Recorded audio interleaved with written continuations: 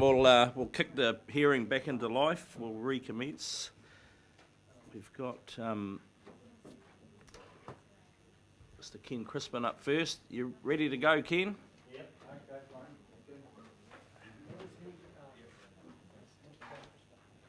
Part 1, page 22. Well, today it's all about saying... Hang on. No, hang on, Ken. Hang on. You need a microphone? Just wait a second. We're not quite ready for you.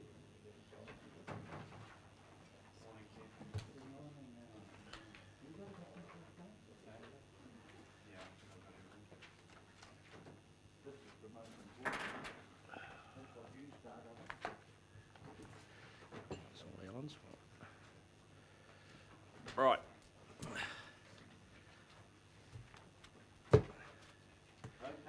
So you're good to go, Ken. So here's the deal. You've got 10 minutes, and if you want us to ask you any questions, you've got to do it within the 10-minute time frame. Yeah, it's pity that. 10 minutes is all you got. It's your time. You can do with it as you wish, though. Okay, right. We have a problem with the situation on the rail right now. Gisborne District Council was just held a meeting, and they committing $10 million to the Port of Gisborne to build a container terminal. They're going to take up Kaiti Beach to do it. Maori's going to be very upset. Problem is, you see, Gisborne is not talking to Hawke's Bay. And I live up in Gisborne, I live in Hawke's Bay, and I see it clear. We need to send a delegation up there to talk to people up there. What they did ahead of us, and Alan should be commended for everything he's done in the past, and I'm here to show you why. When in 2000, he put together a stakeholders traffic group. He didn't have us, unfortunately, there then, because we were in our infancy. We started Motorway Action Group to become more active, and then CEAC and Paramount Residents Association after that. The problem is they didn't follow on to what Alan did. In 2002, I gave you this here. If you don't have it, I'll give you a copy. It carried on with Barbara Arnott and the Hawke's Bay Regional Council. Liz must have been there with it, and a few others, because Dave Python knows from Napier what was going on. The people of Napier had a problem, and they had to help with the commercial interest to make it work. And that program started. A guy called Peter McCombs runs a group called the Traffic Design Group in Wellington. We tried to input into his study, and he told us in nonsense terms, and we got it on record, that we were not allowed to participate. So we were banned from being part of the group. So the result of that Hawke's Bay study that he produced, that you use today, never had our input. Alan started the process, they stopped it. That's where it's at. So what I'm saying to you today is, most importantly, get back to what Alan did back then when he was Mayor of Napier in 2000. And let's go forward that way. I have asked Ben and Liz in a meeting 2 weeks ago why we need it. They've got the evidence. 14 groups are together in Napier that want to meet and talk with the council and the participants, maybe stakeholders if you like, and the industry and the transport people for road transport and rail, to be able to talk about getting this whole thing solved. And it's not getting solved. I live over in Piramai, okay? And that place is just like a dog's breakfast. It reminds me of Chattanooga. I used to go to Florida from Toronto, and every time we went down through the valley, where were the trains? No, it's all trucks now. And unfortunately, it's polluted. Summertime, doesn't matter. They're not using salt or fines yet. Yes. Can you confirm to me that and can somebody else confirm that the Gisborne Council has given the Gisborne Port $10 million to build a container port? It's been in the press. I haven't seen it. Herald. Do you read it? I haven't seen it. Oh, good, okay. They haven't given it. They have put the plan out. They put all the They got all the commercial industries together and they put up what they call a partnership meeting, like Alan tried to do and did for a start, but then it was whitewashed by Peter McGooms. And I'm sorry to tell you this. I've been in this thing 15 years, more than anybody. Tom Bellson was still over in America then. The whole problem is we need to get back to the beginning to get this thing solved. And the only way forward I can see it, and I'm working close with all the transport people, even Kiwi Rail. I talk to people inside. They are not hearing the message you should be hearing, or you should be telling them. There's an environmental catastrophe coming on here. The Port of Napier and the people of Napier are shouldering the responsibility of trying to fix it up so it works here.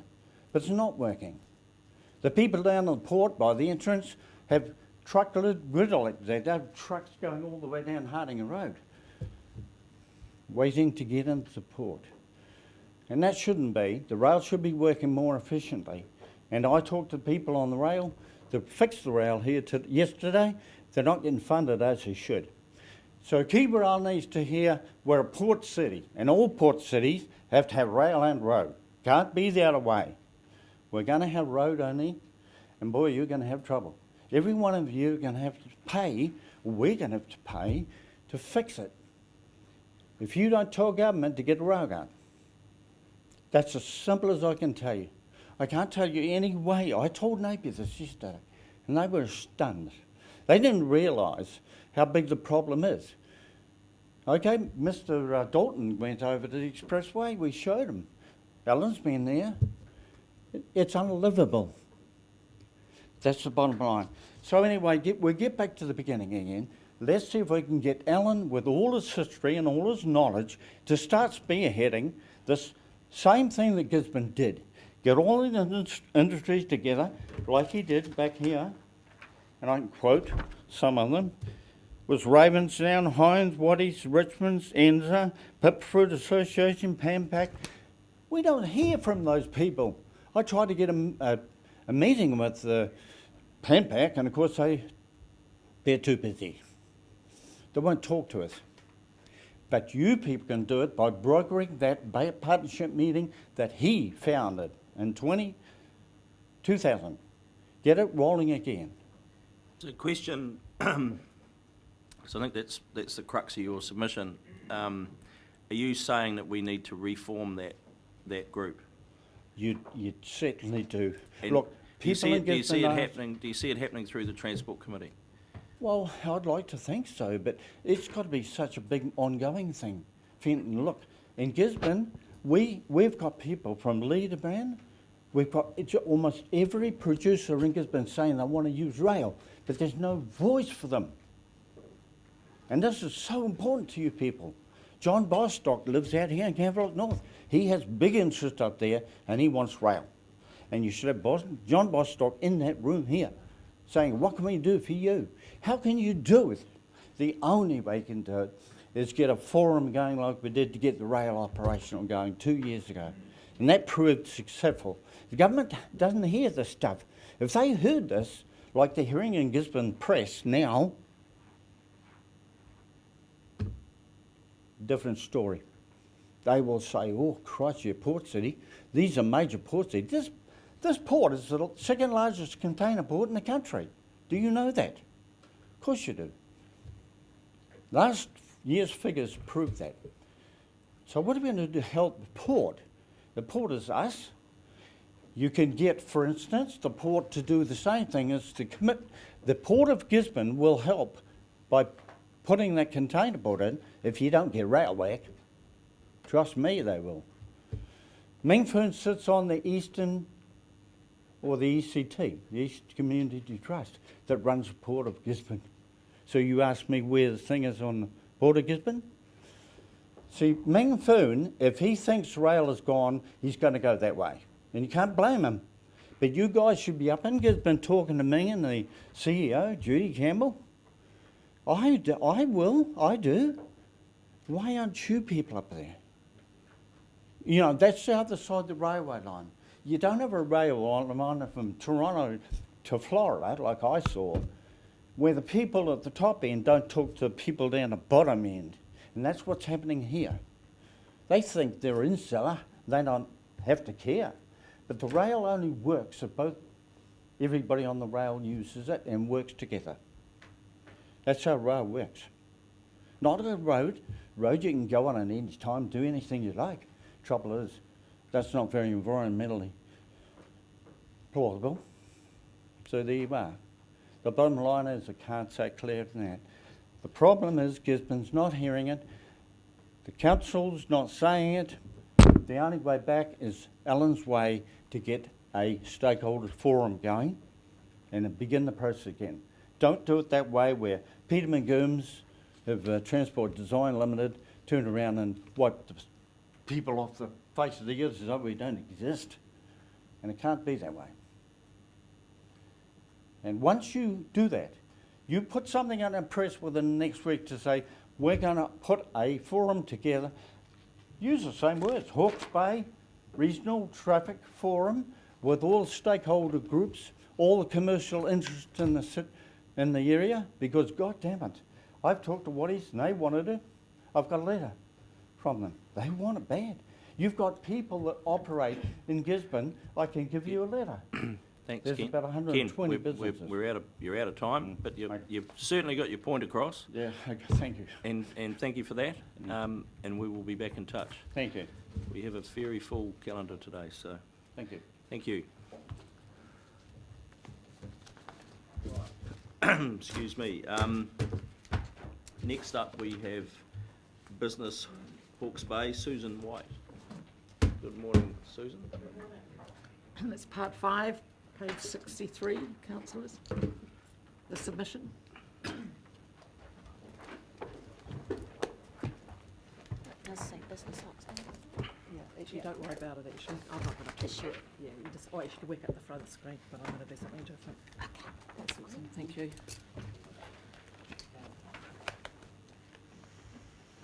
So, Susan White, Chris Collins, good morning, welcome. Thank you. Just so you're clear, we've got 10 minutes. Yes, Wish us to ask you questions which we find useful. Can we do it within the 10 minutes, yes, please? that's Thanks. fine. Chris, do you mind just handing those out, one copy to each person? Thank you very much for allocating us this 10 minutes. I did actually have a presentation crafted, but I've changed my mind this morning actually, and I thought I would just go right to the crux of some of the issues that we're currently facing. And I've just got a document circulating, 2 documents, one around a very high-level summary of BHB's submission, and then another document which is talking about the infant formula goat nutritional powders conference happening on the 2nd of July. If we just focus on the high-level summary there, I've just put a few key bullet points on this document.